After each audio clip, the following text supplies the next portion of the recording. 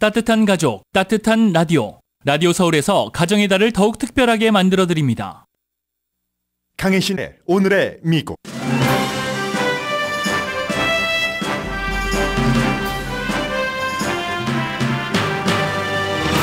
트럼프 전 대통령 입막음 재판 평결심의 이틀째입니다. 트럼프 전 대통령은 자신을 마더 테레사에 비유했고 판사는 배심원들에게 사실에 대한 판사는 본인이 아니라 배심원이라고 확인시키고 있습니다.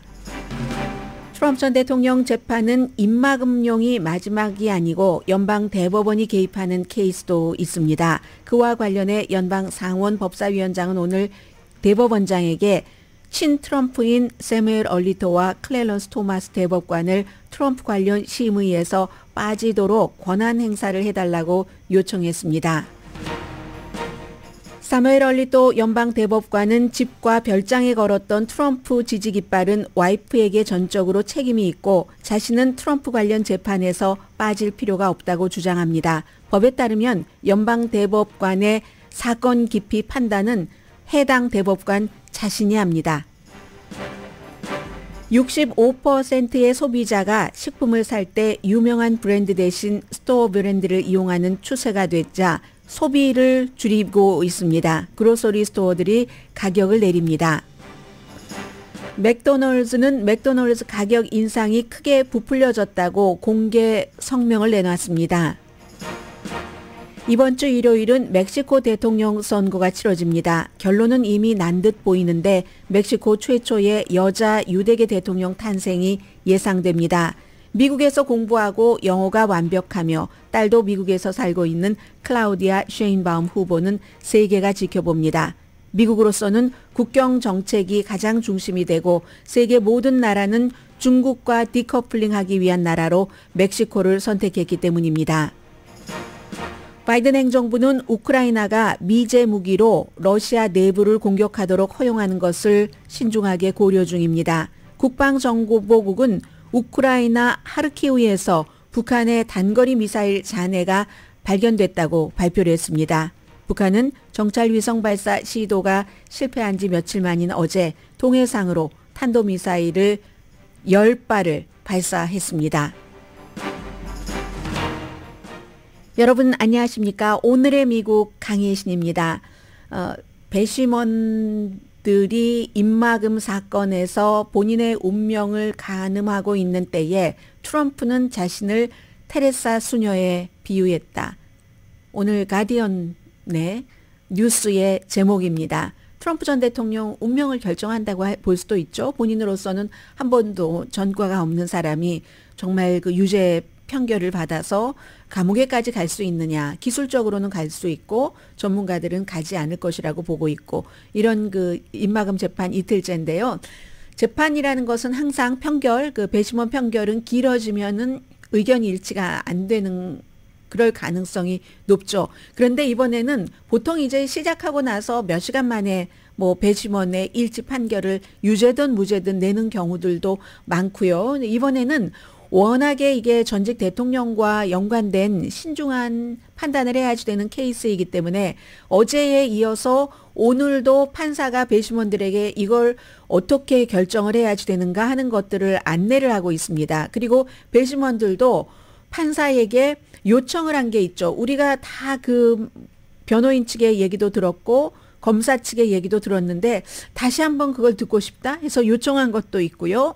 그래서 이제 지금은 그 부분에 대해서 배심원들이 어떠한 그 다시 청취를 하고 있기 때문에 어제 이 판결이 나오지 않은 건 너무 당연한 거고 그 판사의 아주 길고 뭐 자세한 이런 그 가이던스를 주는 시간이 있었고 오늘도 마찬가지로 배심원들이 또다시 듣고 싶은 마이크 코엔 이번 사건의 핵심 인물인 코엔의 증언까지 포함이 됩니다. 그런 것들이 진행 중이기 때문에 글쎄요. 오늘도 이 판결 결과가 나올지는 모르겠습니다만은 어제는 이제 이 판결하는 동안에도 트럼프 전 대통령이 법정에 출석을 해야지 됩니다.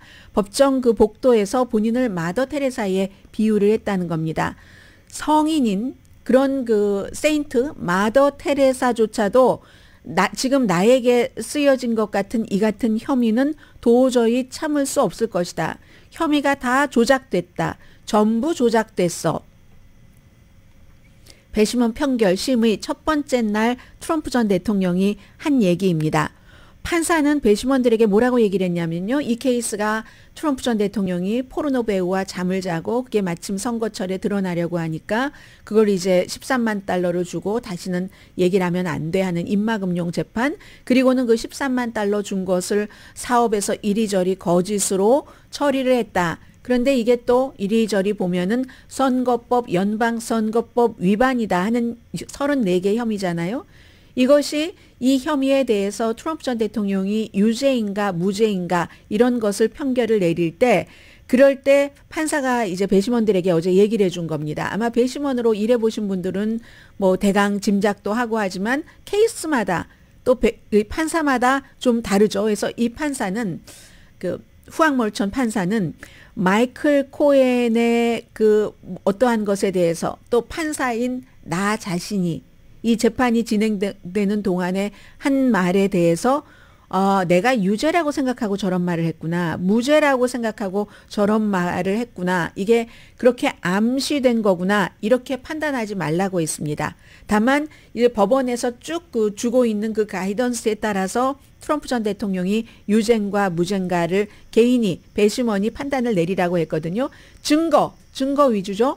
증거를 판단하는 건 이 판사인 나의 책임이 아니라 배심원인 12분, 여러분의 책임입니다. 사실은 이 증거에 대해서는, 사실에 대해서는 배심원이 판사입니다. 그리고 또 이걸 판결을 내릴 때 내가 이렇게 판결을 내리면 미국의 그래도 전직 대통령인데 감옥에 갈 건가? 아닌가? 어떤 벌을 받는다고 하는가? 이런 것을 고려해서도 안 된다고 얘기를 합니다. 완전히 증거 위주로 결론을 내리라는 얘기죠. 처벌에 대해서는 뭐 감옥에 가는 것을 그것뿐만이 아니라 어떠한 처벌에 대해서도 추측하지 말아라. 그건 당신들의 영역이 아니다. 당신들은 사실에 대한 판사이고 처벌에 관해서는, 형량에 관해서는 배심원들의 책임이 아니라 판사인 나의 책임이다. 형량은 내가 알아서 결정할 테니까 어쨌든 유죄다 무죄다 아니면 의견 일치를 볼 수 없는 헝줄이다. 이것만 판결을 내려라 하는 겁니다. 그래서 이제 이게 가짜 기록이 됐다는 것, 트럼프가 이제 예를 들어 마이클 코엔에게 13만 달러를 주고 뭐 이 입막음용 뭐를 했다는 거, 이거 트럼프는 아니라고 하지만 그렇게 했다는 게 가짜 기록이라고 판단이 나면, 그리고 이것만으로 그 유죄가 되는 건 아닙니다. 미국에선 항상 의도가 있어야지 되잖아요. 내가 그렇게 하려고, 선거에서 유리한 국면을 만들어내려고 의도적으로 그렇게 했다 하는 것까지를 두 개를 묶어서 가짜로 서류, 비즈니스 서류 같은 것도 많이 했고 이 그런 의도가 있게 이 두 가지로만 판단을 해라라고 얘기를 합니다. 말씀드린 것처럼 만약에 유죄로 판결을 받는다 할지라도 감옥에 갈 확률은 거의 없다고 보죠. 어제 이제 여러분들께 이미 전문가들의 말을 전해드린 것처럼 77세라는 고령, 그리고 비폭력 범죄, 전과가 없음, 게다대고 뭐 대통령 뭐 이런 것도 어느 정도 심정적으로 들어갈 수도 있겠죠. 그리고 어제 한국 언론을 보니까 전부 이 34개 혐의에 대해서 유죄를 받으면 최고 형량이, 최고 감옥에 간다 할지라도 4년이다 이렇게 전부 그 보도를 하던데 그건 아닙니다.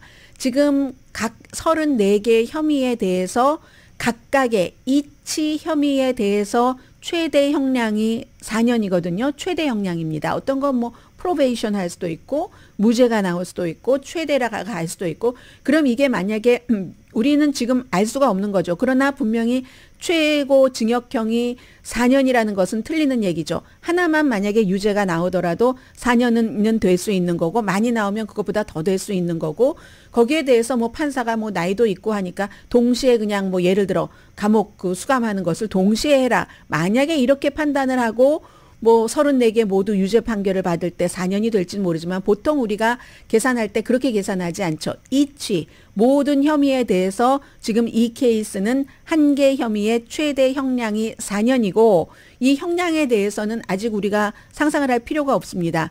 판사가 어떻게 할지 알 수가 없기 때문에. 그리고 무죄가 될 수도 있고, 모두 무죄가 되는 것은 거의 불가능하다고 생각을 하지만 어쨌든 무죄로 나오는 것들도 있을 수 있고, 만약에 오늘도 이런 이제 그 배심원들이 여러 가지를 서로 의논도 해보고 하다가 의견 일치, 이게 12명이 다 일치가 돼야지 되니까요. 그러니까 이치 케이스에 대해서, 그러니까 이게 만약에 계속 이게 안 나오면은 판사가 한두 번 정도는 다시 한번 해보세요. 다시 한번 해보세요. 할 수 있지만 나중에는 미결정으로, 이게 미스트라이얼로 할 수도 있습니다. 그래서 지금은 이 모든 것들은 다 열려 있는 것이고요. 오늘도 지금도 이제 열심히 하고들 있고, 여기에 대해서도 오늘도 뭐 새로 여론조사 결과 나온 것 보니까 뭐 트럼프 전 대통령 이 문제 때문에 여론이 크게 흔들리지는 않는다는 기존의 여론조사 결과 그대로 지금 나오고 있고요. 그리고는 이게 또 끝이 아니잖아요. 끝나면 또 조지아 케이스, 그런데 더 중요한 건 의사당 폭동 사건에 대한 트럼프의 역할, 또 기밀 서류 다른 것, 이 부분이 또 있잖아요. 3개가 더 남아 있는 거잖아요. 그래서 연방 대법원이 오늘 아침에 다시 이제 탑 뉴스가 되는데, 이 연방 대법원과 트럼프 전 대통령의 이 케이스는 기밀 서류와 그리고 이제 의사당 폭동인데, 의사당 폭동 사건과 관련해서 며칠 안에 이제 심의를 해야지 됩니다. 대통령이 저기 가서 싸워라. Fight like hell. 뭐 지옥처럼 싸워. 아니면 다 죽을 거야. 이렇게 얘기를 했을 때 그것으로 인해서 미국의 민주주의의 보루이고 민주주의의 상징인 의사당에서 사람들도 숨지고 다치고 뭐 세계 망신 그런 망신이 어디 있어요. 제3세계에서도 그런 일 안 일어납니다. 요즘에 일어나기 힘듭니다.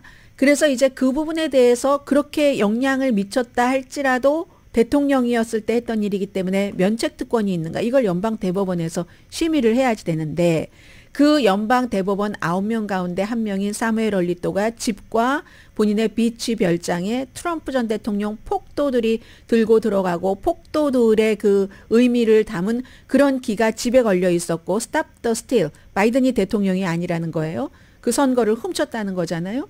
그리고 비치하우스에는 Appeal to Heaven, 과거의 Appeal to Heaven 기와 지금의 Appeal to Heaven 기는 달라집니다. 2015년을 기준으로 해서 2015년 이전에는 과거에 무슨 뭐 예를 들어 독립운동할 때부터 등등 해서 뉴잉글랜드 상징이잖아요. 상록수가. 그래서 파인 플래그라고도 하는데, 그걸 막 상징하면서 조지 워싱턴도 뭐 본인의 참호에 그 기를 올렸다는, 그때와 2015년부터는 이 기가, Appeal to Heaven 기가 완전히 트럼프를 위한 기가 돼버렸습니다. 미국에서는. 무슨 우파 기독교 민족주의자들이 미국을 뭐 기독교 나라로 세워야지 된다. 그게 부르심을 트럼프가 받았어라고 얘기를 하면서 이제 그 바로 그 Appeal to Heaven 이 길을 별장에도 달았는데, 그러니까 지금 더군다나 이제 민주당에서는 오늘도 뭐 상원에 법사위원장이나 법사위원회도 민주당이 많죠. 다수당이니까 상원은. 그래서 딱 존 로버츠 연방 대법원장에게 이제 요청을 한 겁니다. 사무엘 얼리토는 아무래도 안 되겠다. 그리고 클래런스 토마스도 본인도 그렇고 부인도 그렇고 너무나 친트럼프적이고, 부인은 막 전화를 돌리고 텍스트하고 해서 의사당 그런 사건에 관해서 깊이 개입을 했었고, 그러니까 이 두 사람은 트럼프 전 대통령의 의사당 폭동 사건에 관한 면책특권을 심의할 때 스스로 빠져야지 된다. 리큐즈 해야지 된다. 근데 본인들이 리큐즈 안 하잖아요. 안 하니까 존 로버츠 연방 대법원장에게 당신이 어떻게 좀 해주십시오. 그리고 최근에 연방 대법관들은 너무너무 종신직이고 그만큼 믿을만 해왔던 사람들이 했기 때문에 뭔가 이렇게 그 윤리적인 코드가 느슨했는데, 이 두 사람이잖아요. 그 세무엘 얼리토와 그 클래런스 토마스가 억만장자 공화당 기부자들에게 막 돈을 엄청 많이 드리는 그런 무슨 휴가를 지냈다던가 엄청난 선물, 심지어 집까지 받고 이런 일들도 있고 하니까 그 윤리 코드에 맞춰서 이 트럼프의 이 재판에 대해서는 이 사람들이 빠져야지 된다는 것을 연방 그 대법원장에게 지금 요청을 한 겁니다. 상원 그 법사위원장의 위원인 리처드 블루멘틀, 그 커네디컷, 그리고 딕 더빈 상원 법사위원장이죠. 이런 사람들이 얘기를 한 것이기 때문에 모르겠어요. 연방 대법원장이 어떻게 할지 모르고, 저도 이번에 안 사실인데 연방 대법관들이 이제 리큐즈 할 때 있잖아요. 본인들이 보통 약간의 문제가 있으면 연방 대법관 아니라 그냥 일반 판사라든가 그런 사람이라면 아마 더 그랬을지도 모릅니다.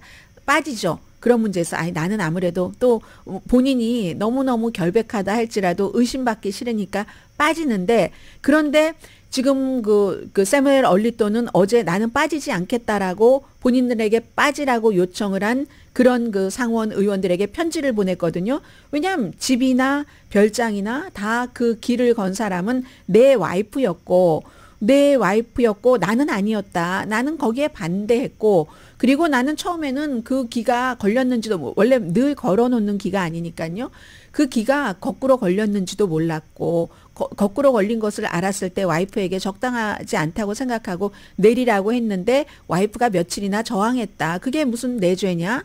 와이프가 그렇게 한 거지. 그리고 와이프도 죄가 없다. 사람들은 다 각자 자기의 생각이 있기 때문에 우리는 같이 사는 집이고 본인의 생각을 표현을 한 거기 때문에 내가 내리라고 요청을 했지만 그 말을 듣지 않는다고 해서 내가 와이프가 잘못했다고 생각하지도 않는다. 나는 늘 내 와이프의 어떠한 그 권리 같은 것을 충분히 인정을 했었다. 그러므로 이건 내가 리큐즈할 이유가 되지 않는다라고 얘기를 했습니다.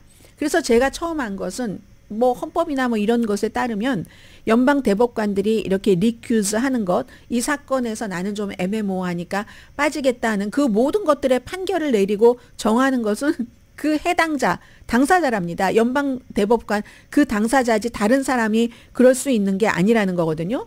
그리고 미국에도 국기법이라는 게 있습니다. 국기 코드라고 말할까요? 국기 코드가 있어서 특히 집에 걸어놓은 기, 그 Stop the Steal, 이제 트럼프 전 대통령이 도둑 맞았어 선거를, 그래서 바이든이 대통령이야, 이거 항의하려고 별 있는 것을 아래쪽으로 거꾸로 다는 거잖아요.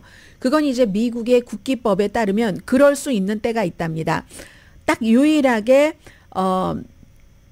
좀 상황이 미국이 굉장한 지금 그 현재의 상황이 재앙이라든가 그런 때는 이제 성조기 코드법에 따라서 그렇게 거꾸로 달 수 있는 때가 있지만 이번에는 이제 폭도들도 다 거꾸로 든 길을 가지고 가면서 이건 트럼프를 위해서 그런다 뭐 이렇게 얘기를 했고, 그 와이프는 나중에 이제 기자들에게 얘기를 할 때는 이거 세계의 고뇌를 표시한 거다 뭐 이런 표현을 했고요. 아무튼 그렇습니다. 그래서 뉴저지 비치하우스의 기도 아내가 했다 이렇게 얘기를 하므로 나는 뭐 기피해야지 되는 트럼프 재판에서 그럴 기준을 충족시키지 못하기 때문에 나는 기피하지 않을 것이다 이렇게 얘기를 했습니다.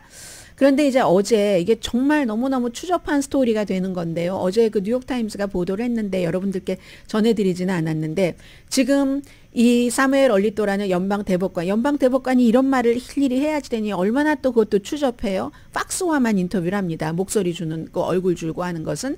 그래서 이제 사무엘 얼리또가 팍스와 인터뷰를 할 때 우리 와이프가 그 길을 왜 걸었냐면은 옆집 사람들과 뭔가 아규먼트가 있어서 그래서 걸었다 했는데, 그 옆집 사람이 지금은 젊은 부부인데 캘리포니아주로 이사 와서 살았습니다.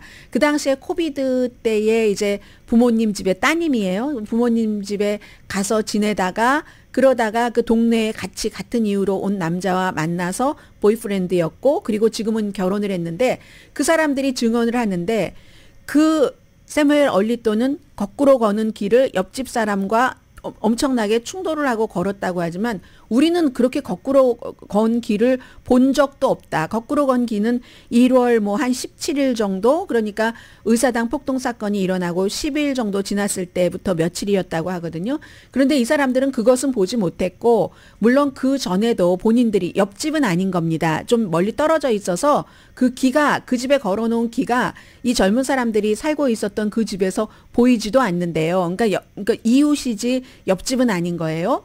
그래서 이제 우리는 그 기도 보지 못했고, 물론 그 전에 우리가 그 마당에 트럼프 전 대통령에 대해서 도널드 바이라고 하고 선거가 끝나고 나서요. 1월달 되기 전에. 그리고 트럼프를 욕보이는 뭐 이런 것들을 한 적도 있고, 그 전에도 뭐 다른 이런 팻말 같은 걸 걸어놓은 적도 있고, 1월 6일 의사당 사건이 지난 뒤에는 트럼프는 파시스타라고, 그리고 당신은 공모자라고 이렇게 걸어놓기도 했는데, 어머니 집에 살고 있었던 거예요. 그 당시에는 어머니가 일하셨던 분인데요. 그랬는데 어머니가 그게 너무 위험하다고 1월 6일 의사당 폭동 사건 때 트럼프 지지자들이 어떻게 하는지를 보지 않았느냐고 내 집 앞에 그런 거를 걸어놓는 것이 나는 너무 위험해서 싫다. 그러나 좋은 의도이기 때문에 또 내버려뒀다. 이렇게 얘기를 합니다. 그래서 이런 모든 것들은 두 사람들이 이 사람이 깃발을 걸기 전에 얼리또는 부인이 옆집 사람 때문에 깃발을 걸었다고 했는데 깃발을 걸기 전에 일어났었던 것이고 그리고 이 두 부부와 사무엘 얼리또 부인과의 대단한 싸움은 2월 달에 있었다는 겁니다. 깃발은 이미 내려진 뒤에 있었다는 건데 그때 너무 사무엘 얼리또의 부인과 이 사람들이 심하게 싸워서 이 사람의 그러니까 지금의 남편 당시의 보이프렌드가 그때 경찰에 2월 15일에 전화를 걸었답니다. 전화를 걸어서 지금 그렇게 파워풀한 사람의 와이프가 우리에게 뭐 완전히 뭐 화날 때 뭘 못하겠어요. 이런 것들이 있기 때문에 우리 좀 이걸 중재해달라라고 얘기했더니 경찰에서 이미 끝난 일이고 이번엔 끝났으니까 다음에도 그런 일이 있으면 저희가 출동하겠습니다 하고 끝났다는 거거든요. 그러니까 이 부분은 우리는 그 깃발이 우리 때문에 올려졌다고 했는데 그 뒤에 우린 격렬하게 싸웠다. 깃발은 2월 17일이고 격렬하게 싸운 건 2월 15일이다. 이런 식으로 저도 지금 말씀드리다 보니까 이 얘기를 여러분들께 왜 드려야지 됐는지 모르겠는데 어디부터 시작된 건지는 모르겠지만 미국이 굉장히 예전 같으면 이런 시시콜콜한 얘기를 뉴스에서 해야지 될 필요가 뭐가 있겠습니까? 그런데 이건 사무엘 얼리또가 거짓말 쳤다는 거잖아요. 결국은 미국의 최고 이 두 부부의 주장이 맞다면 맞을 수도 있죠. 왜냐하면 경찰 그 녹음 기록이 있기 때문에 뉴욕타임스가 녹음 기록까지 다 가지고 있었고 그리고 이제 또 워싱턴 포스트의 기자도 또 그 취임식 당일날에 이 얼리또의 부인에게 갔었을 때 부인이 뭐 난리를 쳤대요. 워싱턴 포스트 기자의 얘기에 따르면. 그런 걸 보면 어느 정도는 신빙성이 있는 것 같은데 이런 얘기를 미국에서 중요한 뉴스 시간에 이 연방 대법관의 뭐 와이프가 이렇고 연방 대법관이 말한 게 사실과 다르고 이런 걸 우리가 얘기를 해야 되고 그리고 그 같은 연방 대법관이 신뢰도가 떨어지는 상황에서 제일 중요한 문제에 최종적인 판결을 내리는 사람이라는 것. 이게 지금 미국의 비극입니다. 그리고 이 미국의 비극은 그 전부터 계속 쌓여져 왔던 것은 사실이겠죠. 뭐 갑자기 뭐 나무가 자라는 건 아니니까. 그러나 트럼프 전 대통령 집권 이후에 이런 일들이 아주 도드라지게 일어나는 것만도 그건 이제 분명한 일이죠.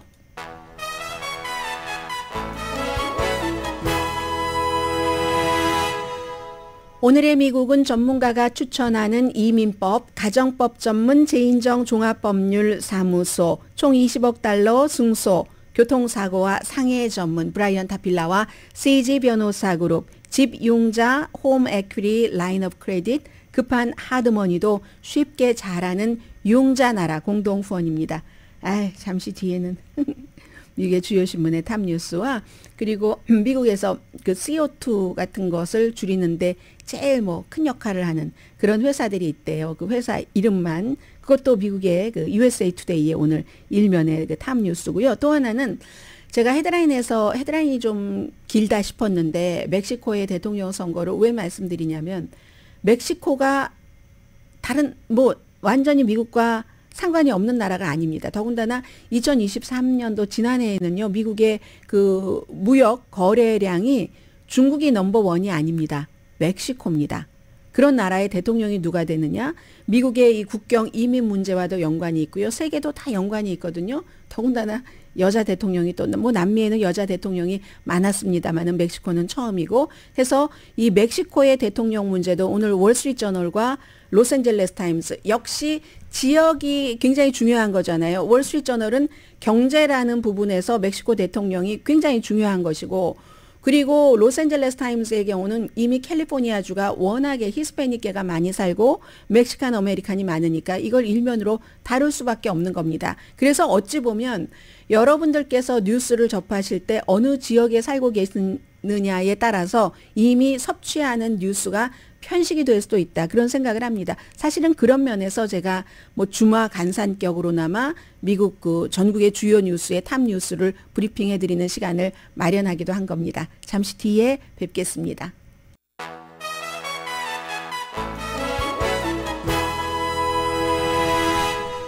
라디오 서울 방송 오늘의 미국 듣고 계십니다. 네, 오늘 이제 미국의 주요 신문의 탑 뉴스는 두 가지가 세트로 거의 모든 주요 신문의 일면에 나왔습니다. 나는 그 두 가지 전부 제가 앞에 전해드렸어요. 트럼프의 지금 재판 진행 중인 배심원 판결 과정, 그리고 그 세멀 그 얼리토의 나는 이 트럼프 재판 참여하겠다는 그것이 이제 두 가지가 거의 모든 신문, 특히 워싱턴 포스트 경우는 보통 이제 워싱턴, 이게 말로 설명드리기 힘드네요. 아무튼 강조했다는 얘기입니다. 위에 두 개를 탑으로 나란히 놨거든요. 이렇게 편집하는 경우가 거의 없는데 필라델피아 데일리 뉴스도 마찬가지입니다. 그리고 또 뭐 그 밖에는 뭐 뉴욕타임스 같은 경우는 텍사스 달라스의 무기 공장이 지금 가동되고 있다. 우크라이나에 지원하려고. 이 문제는 이제 뒷부분에 북한 이슈와 함께 그 전해드리겠고요. 또 어제 사실은 플로리다 그 마이애미 헤럴드 같은 데가 보도를 했었던 건데, 플로리다주의 셰리프 부국장이 러시아에서부터 나오는 허위 정보를 어떻게 퍼뜨린 사람이 됐는가, 뭐 집에서 160개의 가짜 뉴스 사이트를 운영했다, 뭐 이런 내용들도 있고요. 그리고는 이제 USA 투데이를 보면은 USA 투데이가 이제 토네이도가 일부 지역에서 한 일주일 동안 계속 그쪽에서 머물렀죠. 94년도 이후에 6번째로 지금 굉장히 심각한 뭐 이런 뭐 심각하다는 것을 재는 척도에 따라서 다르지만 그랬다고 하고, 항상 강조를 하는 겁니다. 요즘 기후변화, 지구온난화와 연관이 있는 건데, 그러니까 지구온난화를 막고 우리가 허리케인 같은 것도 더 심각하게 가는 것을 줄이려면 어떻게 해야지 되는가, 뭐 이런 것에 어떤 회사가 CO2를 이산화탄소 방출을 줄이는데 진전이 있는지, 이런 그 회사들을 쭉 이제 이렇게 점검을 해서 일면에 이렇게 토네이도로 피해가 이렇게 심하다와 그 두 가지를 함께 전했거든요. 그래서 보면은 제 위에는 많이 익숙하지는 않을 그럴 회사일 것 같긴 해요. 그 데이포스라는 미네소타 미니아폴리스에 있는 소프트웨어 텔레커뮤니케이션 회사입니다. 이 회사가 뭐 1년 전에 비해서 85점 몇 %를 줄였대요. CO2를. 원래 이 테크놀로지 회사들이 워낙에 뭔가를 그 이산화탄소 방출 같은 것을 많이 하잖아요. 두 번째가 놀랍게도 T-모빌입니다. 워싱턴에 본사가 있고요. T-모빌도 역시 소프트웨어 텔레커뮤니케이션 회사죠. 그 다음부터는 퍼센티지는 안 불러드리고 회사들만 불러드릴게요. 우리가 잘 알고 있는 회사 가운데서 쭉 가면은 소프트웨어 회사들이 많고, 몰건 스탠리가 한 10번째 정도 되네요. 몰건 스탠리 파이낸셜 회사죠. 뉴욕에 본사가 있고, 이런 회사는 이제 사무실 같은 곳을 테크 업계는 아니지만 굉장히 이제 무슨 친환경적으로 그렇게 한 경우가 되겠죠. 그리고 페이팔도 마찬가지고 캘리포니아주 샌호세에 본사가 있고, 우버도 무척 그 친환경적인 이산화탄소 방출 같은 것을 많이 줄이는 회사고, 우버 다음이 무디스, 그리고 이런 회사가 중요하죠. KB홈, 집 짓는 회사 같은 경우. 그리고 페이지를 한 장만 더 넘겨볼까요? 한 페이지만 더 넘겨보면 그 밖에도 비자도는 파이낸셜 회사지만 플라스틱 같은 것 엄청 많이 쓰잖아요. 클로락스, 컨슈머 상품 회사, 너무너무 많은 것을 만들고 있는 갭도 그렇고요. 또 파이저 제약회사도 그렇고, 또 다이닝 레저 호텔 뭐 도너츠 뭐 이런 기억하시면 되죠. 그 브랜드도 마찬가지로 굉장히 친환경적인 쪽으로 나아가고 있다는 코메리카는 은행이잖아요. 이쪽에도 많이 있는 달라스에 본사가 있습니다. 파이낸셜 회사가 그렇고, 게스 옷 만드는 리테일 업소죠. 그런 회사들이 굉장히 이제 이렇게 친환경 쪽으로 많이 나가고 있다는 게 USA 투데이의 일면의 뉴스입니다.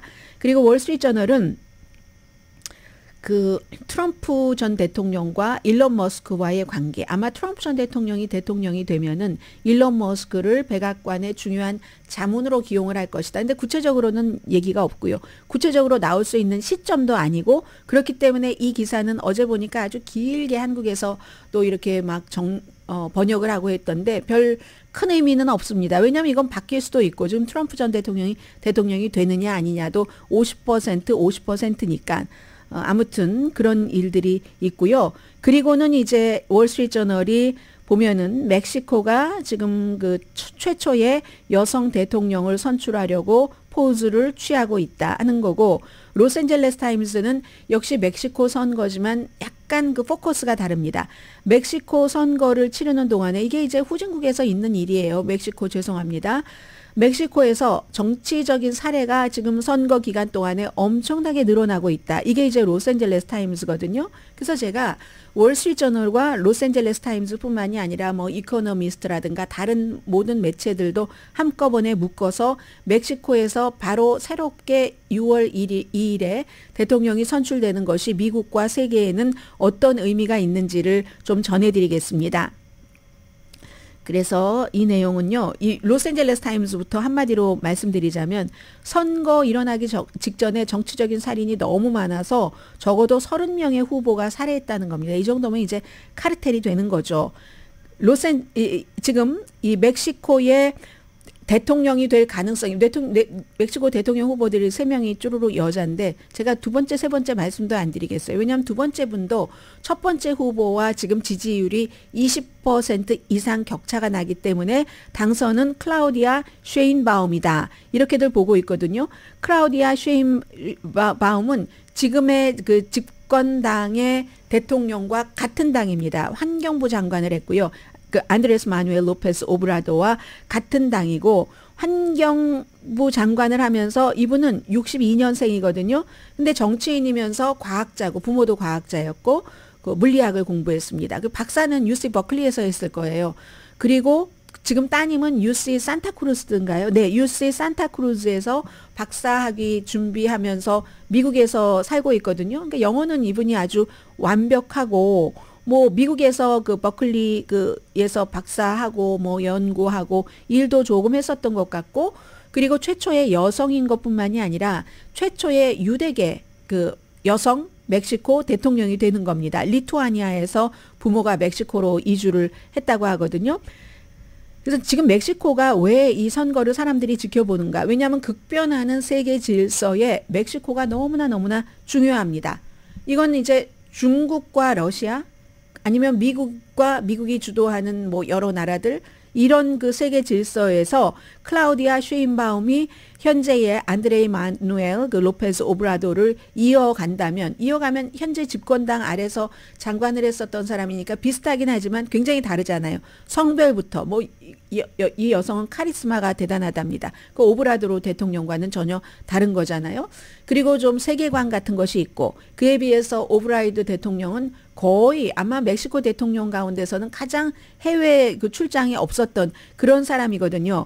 원래 이 오브라도르 대통령이 당선될 때는 사람들이 멕시코가 말하자면 뭐 쉽게 말해서 좌파인 거죠.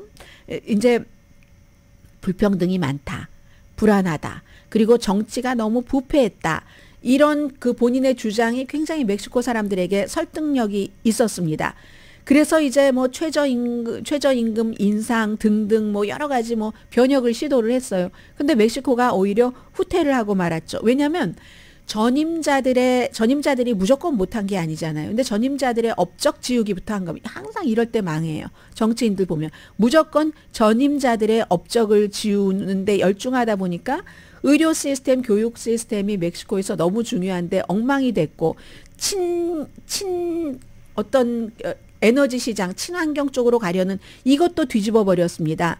그랬더니 멕시코가 더 더러워졌고, 비용이 더 많이 들게 됐고, 물도 부족하고, 막 범죄 집단의 장악력이 강화가 됐고, 뭐 그래서 경제 성장이 숫자가 보여주잖아요. 항상 데이터가. 멕시코 같은 나라가 그의 대통령 재임 기간 동안 평균 2%, 3% 성장이라면 굉장히 낮은 거죠. 그런 거. 그래서 이제 6월 2일, 미국 날짜로 6월 2일 일요일입니다. 새로운 대통령을 선출할 때 사실은 난국을 물려받는 거예요. 난국을 물려받는 거고, 이 모레나 대통령과 오브라도르 대통령과 마찬가지로 그 모레나 당 소속입니다. 그리고 그 오브라도르의 지지를 받았고 그런 거거든요. 그리고 이제 경쟁자인 소칠 갤베스, 이 사람은 뭐 말씀드린 대로 여론조사가 너무 떨어지니까 말씀드릴 필요도 없고, 지금 멕시코의 승자가 대통령이 어떻게 이걸 주도해 나가느냐가 세계에서 너무 중요한 게 기본적으로는 멕시코를 거쳐서 미국으로 오는 이민자, 난민 신청자, 불법 체류자의 숫자가 너무 많이 늘어났었고 이게 지금 미국에서도 이슈잖아요. 미국에서는 제일 큰 이슈죠. 지금 미국보다 선거가 조금 일찍 치러져서 이 멕시코의 신임 대통령이 예정대로 당선된다면 무엇이라고 이 이민에 대해서 말할지는 트럼프나 바이든 대통령에게도 큰 영향을 미칠 겁니다. 그리고 또 그 두 번째는 서구 사회가 전자제품, 친환경, 기술 제조 분야에서 우린 중국이 아니라 이제 멕시코 쪽으로 가야지 되겠어. 이렇게 생각을 하니까 이게 지정학적인 문제 등등으로 해서 사실은 멕시코가 지금 굉장히 어려웠지만 돈을 많이 벌 수 있는 기회가 되기도 하는 거죠. 이 이민 문제부터 보면은 2023년도에 멕시코에서 국경을 넘는 사람이 2021년도요. 2021년도 바이든이 첫 번째 집권했던 해입니다. 그때 무슨 뭐 많이 늘어나서 뭐 250만 명까지 최고치까지 갔다가 그러다가 이 오브라도르 대통령도 하루에 한 4천 명 이상으로 어차피 멕시코 국경을 통해야 되니까 그렇게 하겠다고 약속을 5월 달에 했었습니다. 그러니까 이건 같은 당이니까 차기 대통령도 이 같은 약속을 따를 그럴 가능성이 높죠. 근데 이런 걸 시행을 하려면 어떤 그 갱들, 뭐 인신매매 이런 것들도 척결을 해야지 되니까 그런 문제가 또 있어야지 될 테고 지정학적인 변화라고 하는 것은 특히 친환경 이런 것을 공급망에서 중국 힘들어서 안 되겠다. 뭐 코비드 때도 그랬고 중국은 너무 맘대로니까 하면서 멕시코를 선택을 했을 때 이럴 때 이걸 어떻게 뒷받침을 할 것인가. 물론 중국도 멕시코에다가 무슨 뭐 전기자동차 공장도 세우고 해요. 그러나 중국 한 나라냐 아니면 미국 플러스 알파 베타 뭐 다 이렇게 하느냐 하면 멕시코가 멕시코라는 국가에 더 이득이 되는 다수를 선택할 가능성이 굉장히 높다는 거죠. 이미 2023년도에 멕시코는 중국을 제치고 미국의 최대 무역 국가로 딱 이제 올라왔습니다. 이게 이제 USMCA 라고 우리가 부르는 미국, 멕시코, 캐나다 사이의 뭐 자유무역 협정이잖아요. 그리고 이것은 멕시코 대통령뿐만이 아니라 미국 대통령이 누가 되느냐도 또 중요합니다. 트럼프 전 대통령이 되면은 또 이거 없애버린다고 할 수도 있거든요. 재계약을 해야지 되기 때문에 미래가 보장되지 않는 것이고 아무튼 이런 문제에서 지금까지는 이 쉐인바움 그 후보가 멘토인 현재의 오브라도르 대통령의 생각 같은 것을 면밀하게 따랐지만 멕시코 국민들은 전임자보다 조금 더 실용적이기를 원하는 거죠. 그리고 뭐 그렇게 뭐 희망을 품는 이유도 있고 그 첫 번째 이유가 오브라도르가 너무나 그 카리스마가 조금 없기 때문에 그래서 이제 이 새로운 여자 대통령이 더 카리스마를 뿜어서 사람들에게 희망과 확신을 줘야지 된다는 이런 거. 그리고 지금 너무 정부에 돈이 없기 때문에 이 그 오브라도르가 굉장히 그 장악하려는 이런 스타일이 있었는데 거기서 민간 부문을 활발하게 그 이제 일을 해라 하고 합리적인 쪽으로 길을 계획을 한다면 멕시코에도 좋고 세계에도 좋다 이런 얘기입니다. 그런 뜻에서 이제 이미 내일쯤이면 뭐 대대적으로 보도가 나올 것 같고요. 다음 주 월요일쯤이면 멕시코 대통령 그때는 발표되지 않을지도 몰라요. 아무튼 지금 그런 뜻으로 미국 바로 아래에 있는 멕시코 대통령 선거를 미국에서 자세히 보도하고 있습니다. 오늘 USA 투데이와 LA 타임스 일면의 뉴스였습니다.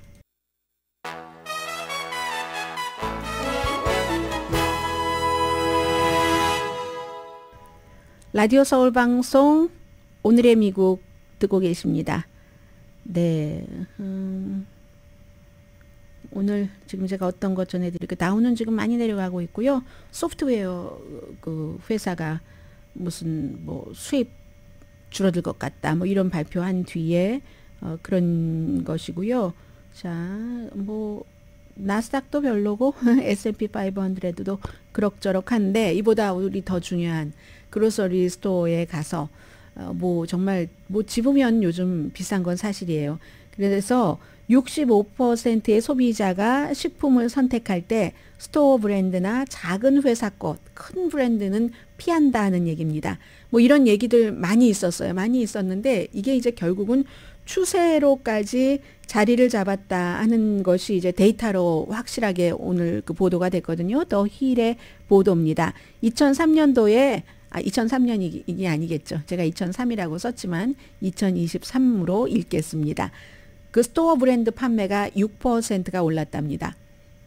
어떤 스토어 브랜드요? 요즘 월마트, 크로거, 뭐 알디, 지역에 따라서 이제 여러분들께서 사용하실 수 있는 그런 스토어 브랜드. 예전에는 뭐 그냥 가격 차이도 별로 안 나고 눈에 띌 정도도 아니고 하면은 왠지 뭐 선전 많이 하고 큰 회사가 좋을 것 같아서 그냥 사는데, 요즘은 너무 가격 차이가 있으니까 이런 그 제너럴 그 스토어 브랜드를 많이 산다는 얘기입니다. 근데 엊그제 말씀드린 것처럼요, 그로서리 가격은 1년 전에 비해서는 지금 1%밖에 안 올랐습니다. 단지 우리가 모든 일을 팬데믹 이전과 팬데믹 이후로 생각을 하니까 그때 엄청 많이 올랐었던 것, 그래서 팬데믹 이전과 비교를 하면은 한 20% 차이는 된다고 하잖아요. 뭐 20%에서 많게는 26%까지 보는 그런 전문가들도 있습니다. 이렇게 되니까 결국은 소매업소가 수많은 그 식품들의 가격을 내리고 있습니다.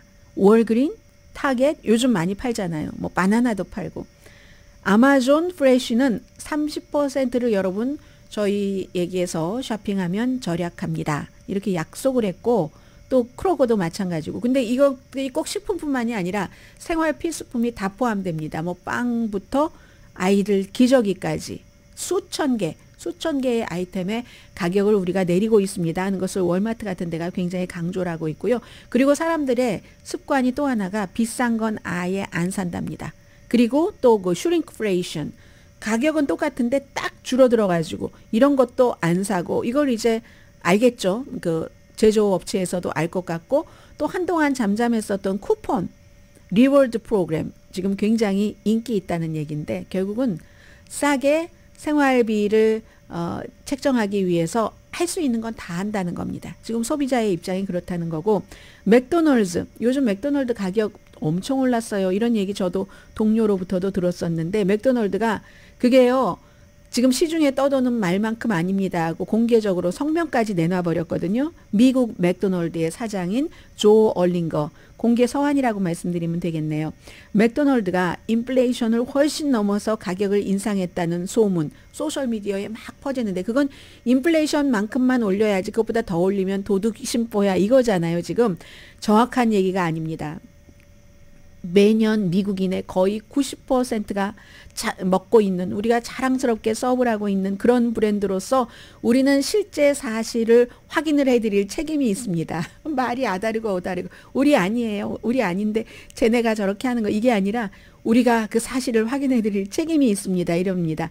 13,700개가 넘네요. 맥도널드 스토어 중. 그 중에 한 군데에서만 맥도널드 이것저것 먹으면은 뭐 $18가 된다, 이런 소리를 들어도 우리가 너무 그 프랜차이즈 거기에 실망을 하고 그럴 텐데, 더 걱정스러운 것은 사람들이 그걸 믿어버린대요. 빅맥 가격이 2019년 이후에 100% 상승했다.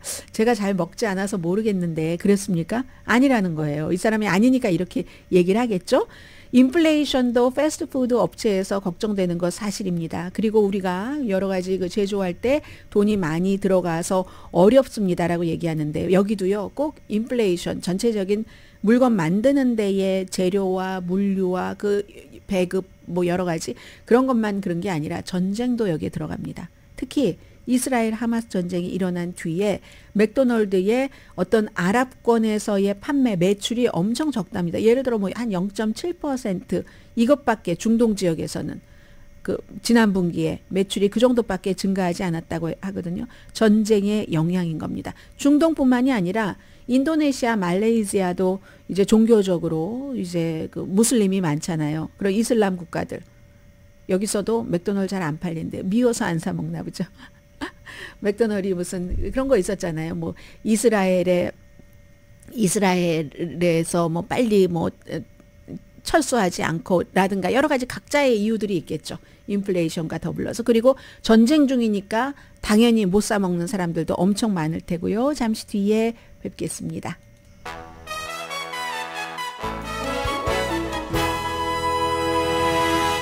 라디오 서울 방송 오늘의 미국 듣고 계십니다. 바이든 행정부가 그동안 아주 미뤘다가 우크라이나 전쟁 시작할 때부터 조금씩 하다가 이제 여기까지 다 와버린 겁니다. 결국은 미제 무기로 러시아 내부를 공격하도록 허용하는 것을 고려 중이다. 특히 이제 우크라이나 동북쪽 러시아와의 국경, 여기서 이제 북한의 무기가 잔해가 발견됐다는 건데요. 러시아가 우크라이나와 하르키우를 방어하는 우크라이나 군대의 미사일과 공중폭탄을 막 쏟아붓는 것을 막기 위해서, 이럴 때 이제 막 쏟아붓는다, 저쪽에서 할 때 to rain 미사일 이런 표현을 하잖아요. 그 정도로 지금 러시아가 쏟아붓는답니다. 그러니까 잘못하면 하르키우 러시아에게 그냥 갖다 바칠 수밖에 없는 이런 상황을 막기 위해서 그렇다는 거거든요. 미국도 이미 앤토니 블링컨 국무장관이 어제 얘기를 했습니다. 우크라이나에 대해서 무슨 그런 것을 뭐 러시아 내부를 공격을 해라고 허용한 적은 없지만 필요에 따라서 입장 조절을 할 것이다. 그리고 나토 사무총장은 이미 월요일에 얘기를 했어요.